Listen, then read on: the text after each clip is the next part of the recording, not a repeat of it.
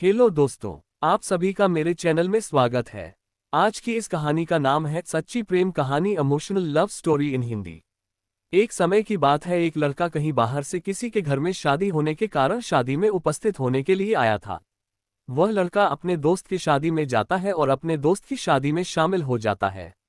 उसके घर से उसके दोस्त का घर काफी ज्यादा दूर होता है, इसलिए वह जल्दी अपने दोस्त के घर में कभी आता जाता नहीं था। उसकी दोस्त की शादी थी, इसी कारण से उसकी दोस्त ने जबरदस्ती उस लड़के को अपने घर बुलाया था निमंत्रण के तौर पर। और वह लड़का शादी के दिन अपने दोस्त के घर आया था। वहां उसे सभी से अच्छी तरह से मिलजुल कर बहुत सारे लोगों से और बहुत सारे दोस्तों से लगाव हो गया था। पूरी शादी होने तक वह लड़का वही रहा और उसके शादी वाले घर में बहुत सारे लोगों से बहुत अच्छी तरह से घुल मिल गए थे। लेकिन उस शादी में एक लड़की भी आई हुई थी जो उसके दोस्त के करीबी रिश्तेदार की बेटी थी। शादी में बहुत ज्यादा लोग इधर उधर बिजी होने के कारण कुछ सामान को इधर उधर रखने के लिए वह लड़का उस लड़की से धीरे धीरे बातचीत करने लगा था। शादी का कार्यक्रम मात्र 3 दिन ही हुआ था। इन 3 दिनों में वह लड़की से अच्छी तरह से बातचीत करता रहा। धीरे धीरे लड़का अपने दोस्त के करीबी रिश्तेदार की बेटी को पसंद करने लगा था। लेकिन उस लड़की को इस बारे में किसी प्रकार की कोई जानकारी नहीं थी। वह लड़का पसंद करते करते उस लड़के का नंबर मांग लिया था और शादी के बाद जब वह अपने घर गया तो घर से भी उस लड़की से हम दोस्त के तौर पर बात किया करता था। उस लड़की के दिल में क्या था यह तो लड़के को भी पता नहीं था और लड़के के दिल में क्या था ये बात लड़की को भी पता नहीं था। दोनों दोस्ती के तौर पर करीब 1 साल बात करने के बाद लड़की की शादी कहीं और होने वाली थी। क्योंकि जो दोस्त के तौर पर बात किया करता था वह लड़का इस लड़की से बहुत ज्यादा प्यार करता था।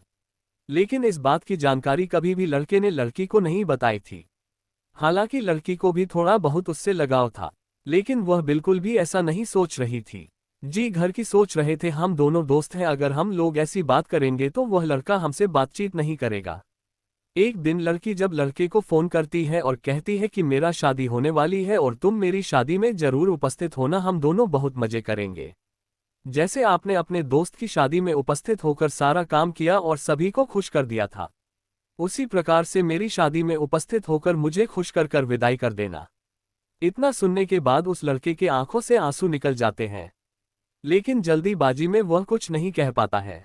लड़का लड़की से कहता है कि चलो ठीक है, मैं तुम्हारी शादी में आने का प्रयास करूंगा, लेकिन अभी मुझे कुछ काम है, मैं बाद में बात करूंगा तुमसे। इतना कहकर वह लड़का अपने रूम में चला जाता है। जैसे ही शाम होता है वह लड़का अपने बिस्तर पर शाम को ही चला जाता है और सोने का प्रयास करता है। जैसे ही वह सोने के बारे में सोचता है उसे उस लड़की की बहुत याद आने लगती है। उस रात लड़के ने पूरी रात नहीं सोई थी और अपने दोस्त यानी कि उस लड़की को याद कर कर रात में रोया करता था। लेकिन लड़की अपनी शादी के बारे में सोचकर बहुत ज्यादा खुशी हो रही थी, क्योंकि लड़की को लड़के के बारे में नहीं पता चल पा रहा था। जैसे ही लड़की सोच रही थी कि मेरी शादी के कुछ दिन बचेगा तो मैं अपनी दोस्त को अपने घर आमंत्रण के तौर पर बुला लूंगी और फिर हम दोनों कुछ दिन यहाँ साथ बिताएंगे, मौज मस्ती करेंगे और फिर अपनी ससुराल चली जाऊंगी। समय बीतता गया, शादी का दिन करीब आने लगा था। लड़का लड़की को 2 सप्ताह में फोन किया करता था, जिस तरह से प्रत्येक दिन लड़का लड़की से बात करता था। अब उन दोनों में धीरे धीरे दूरियां बढ़ने लगी थी, क्योंकि लड़की अपनी शादी को लेकर बहुत ज्यादा व्यस्त होने लगी थी और अपने मंगेतर से भी बात करने लगी थी। साथ ही अपनी शादी की तैयारियों को लेकर वह बहुत ज्यादा व्यस्त हो गए थी। लड़का भी अपनी बेवफाई तथा अपने दोस्त या प्यार से जुदा होने के कारण बहुत ज्यादा तड़प तड़प कर रो रहा था। इस कारण से उसे लड़की से बात करने का बिल्कुल भी मन नहीं करता था। लड़की की शादी तो फिक्स हो गई थी, अगर उससे कुछ मालूम हो जाएगा तो फिर उसे अच्छा नहीं लगेगा। शादी के कुछ दिन पहले लड़की लड़के को फोन करती है और कहती है कि बस एक दिन ही बचा है, कब आ रहे हो तुम। उसके बाद लड़का कहता है कि ठीक है, मैं आज ही आ जाऊंगा। कुछ देर बीतने के बाद मतलब शाम तक वो लड़का लड़की की शादी में शामिल हो जाता है। वह लड़का अपनी नम आंखों से मिलकर के घर में सभी काम करता है और उसके सजावटी सामान तथा और भी बहुत सारे शादी के काम में मदद करता था। बस दूसरे ही दिन लड़की की विदाई होने वाली थी। उधर लड़की अपने ससुराल जाने के लिए तैयार हो रही थी।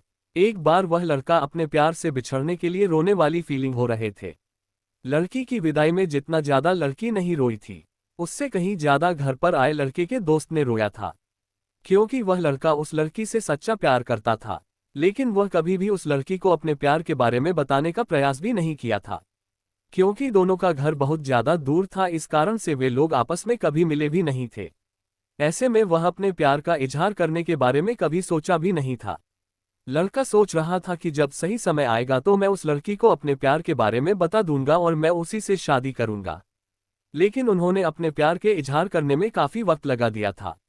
इधर लड़की बड़ी हो गई थी, उधर उसके माता पिता उसके रिश्ते की खोज करने लगे थे, जिस कारण से लड़की लड़के एक नहीं हो पाए थे।